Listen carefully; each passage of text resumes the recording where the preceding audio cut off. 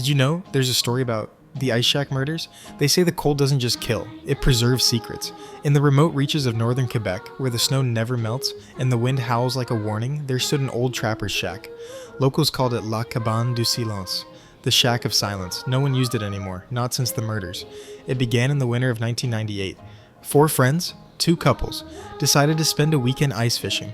They were young, adventurous, and foolish enough to ignore the warnings. The shack was isolated, miles from the nearest road, surrounded by frozen lakes and dense pine. They arrived on Friday. By Sunday, they were all dead. A snowmobile driver found the scene. The shack door was wide open. Inside, 4 bodies, frozen solid, eyes gouged, mouths sewn shut with fishing line, no signs of forced entry, no footprints in the snow, just one thing carved into the ice wall. They heard it. The police were baffled. No signs of struggle, no defensive wounds. It was as if they had allowed it to happen. Then came the journal. One of the victims, a woman named Elise, had kept a diary. The last entry was written in frantic, jagged handwriting. There's something under the ice. It whispers. It knows our names. She described hearing voices at night, not from outside, but from beneath the floorboards. From the frozen lake, she said the ice was cracking.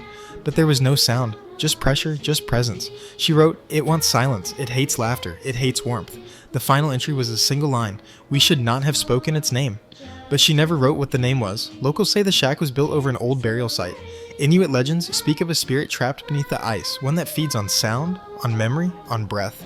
They say it was once a man buried alive for crimes too dark to name. They say he still listens. The shack was sealed, but every few years, someone breaks in. A thrill seeker, a skeptic, a fool. And every time the same thing happens, frozen bodies, eyes gone, mouths sewn shut and carved into the wall. They heard it.